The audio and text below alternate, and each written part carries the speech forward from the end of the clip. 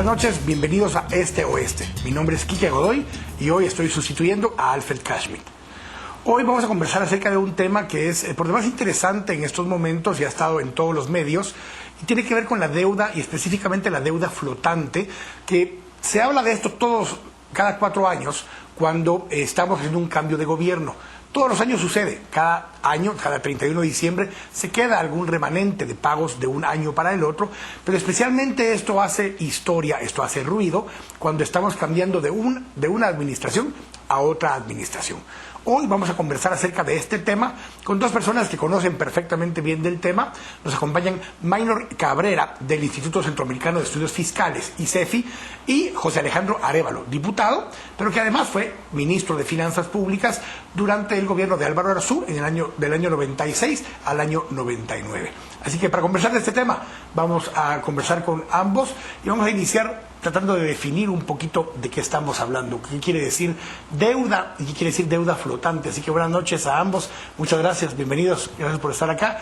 José Alejandro, hablemos un poquito de este tema. Tú lo viviste desde adentro de dos instancias, desde el Ministerio de Finanzas, pero también desde el Congreso de la República.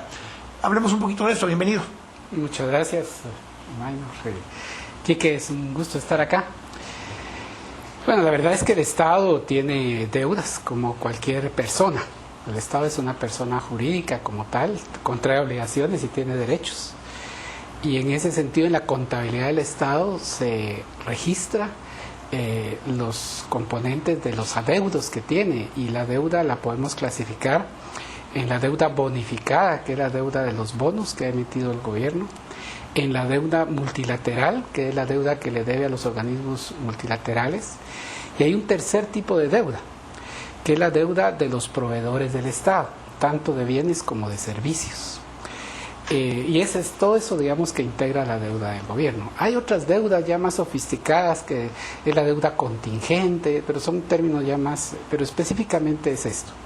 Entonces, cuando estamos hablando de lo que se ha denominado deuda flotante, es la deuda que queda pendiente de un periodo para el siguiente, dado que los ejercicios presupuestarios son anuales y el Congreso de la República autoriza determinados montos para determinados renglones y rubros presupuestarios para un año. Entonces, cuando se contraen compromisos con los proveedores del Estado que no se lograron pagar dentro del término del ejercicio, entonces quedan algunos remanentes, algunos saldos, que a eso se le ha llamado deuda flotante. Donde ha estado la preocupación es si esa deuda flotante es una deuda legítima o espuria. Es decir, y ahí estamos a términos legales de cómo se ha adquirido esos compromisos. Actualmente hablando en ese punto, todos los años, no solo cuando hay cambio de gobierno, todos los años queda lo que se ha denominado esta deuda flotante. Maynor, hablemos un poco de eso, porque entre año y año, dentro de un mismo periodo administrativo, se habla poco de la deuda flotante. ¿Cómo funciona un poco este esquema en el sentido de que cómo se estructura esta deuda, de qué tipo de deudas puede haber adquirido el Estado en ese momento? Bueno, esto ha ido evolucionando a lo largo del tiempo porque, por ejemplo, si nosotros vemos en las liquidaciones de periodos fiscales de la década de los 90, ahí quedaba registrado justamente un rubro que decía deuda flotante, que eran, por ejemplo, deuda que tenía una partida presupuestaria aprobada por el Congreso de que sí se podía gastar en eso. Aparte de eso, pues había un contrato firmado en el cual un proveedor o quien sea que eso se iba a pagar. Pero lo que no había era dinero, no había efectivo para honrar esa deuda, y esa deuda quedaba para el periodo fiscal siguiente. Esa es la deuda flotante original. Ahora venía a surgir un concepto, digamos, no sé si novedoso, pero lo que pasa es que se mete dentro de un mismo cajón esta deuda flotante, que de acuerdo a los entendidos en presupuesto, eso es lo que es deuda flotante. Lo demás, algunos le dicen, pues es deuda que en realidad no registrada, incluso no ilegítima, en algunos le dicen de todo, ¿verdad? Pero el punto es de que esa deuda, digamos, no pasó por un periodo en el cual se aprobara en el presupuesto una partida correspondiente para tal efecto. Pongamos ejemplos, digamos, concretos. El Ministerio de Educación está preparando el ciclo escolar del siguiente año y durante el año anterior, por ejemplo, en el 2011, en este caso, hace una licitación para adquirir libros. para el ciclo escolar 2012. Obviamente tiene que haber contado con una partida presupuestaria, pero ya es una partida presupuestaria del 2012 sobre la cual va a actuar. Claro. Pero el proceso de licitación, el contrato y todo lo demás lo hace aún durante el 2011, si no estoy mal. Porque obviamente para poder producir los libros y tenerlos listos toma algún tiempo. En ese caso, la partida presupuestaria ya está aprobada desde noviembre en el Congreso de la República para el año 2012. Pero el proceso, la licitación y demás se hace en el 2011. ¿Eso estaría dentro de alguna categoría de deuda flotante? Es la deuda flotante original, digamos, la tipo años 90.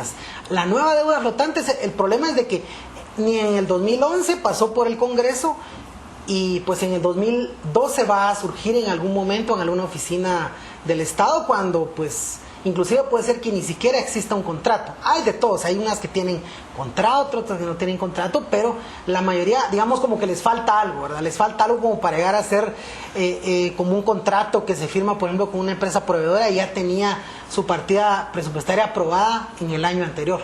Hablamos justamente de eso, José Alejandro. ¿Cómo se puede trasladar ese tipo de deudas de un año al otro? Pero no solo de un año al otro. Hay algunas de estas partes de la deuda flotante que trae 1, 2, 3, 5 años de estar flotando. Bueno, lo que pasa es que este concepto ya se tergiversó, porque la deuda pendiente de pago de un ejercicio presupuestario a otro es la deuda flotante. De hecho, el artículo 37 de la Ley Orgánica del Presupuesto establece que los gastos comprometidos y no devengados, es decir, ya están comprometidos, pero todavía no se han devengado, al 31 de diciembre de cada año, previo análisis de su situación, podrán trasladarse al ejercicio siguiente, imputándose a los créditos disponibles de cada unidad ejecutora. Eso de créditos es que haya saldo, que haya aprobado un saldo. Y luego dice, los gastos devengados y no pagados, a estos que me he referido, al 31 de diciembre de cada año se cancelarán durante el año siguiente. O sea, la ley ordena que toda esa deuda flotante se liquide en el año siguiente, con cargo a las disponibilidades de fondos existentes a esa fecha de cada unidad ejecutora. Lo que significa es que esa deuda se paga el año siguiente, la genuina, la legítima.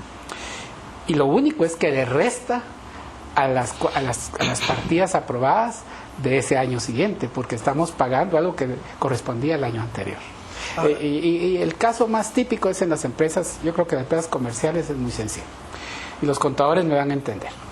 El 31 de diciembre uno no sabe cuánto va a salir de agua, cuánto va a salir de electricidad, cuánto va a salir de teléfono, pero uno tiene que cerrar la contabilidad. Entonces uno hace una estimación, ¿no? Hasta que no le llegan los recibos, que llegan a finales de enero, uno no puede registrar el monto cabal, exacto. Pero ahí ya se incurrió en el gasto, pero no se ha devengado. Y si es del presupuesto anterior. Correcto. Pero se termina pagando con el dinero del siguiente. Esa es la deuda flotante auténtica, digamos. Cuando hablamos de todo esto, lo que ha costado más es definir cuánto es realmente. Incluso está por categorías. ¿Cuántos son realmente la deuda flotante original, la real que estamos hablando ahora?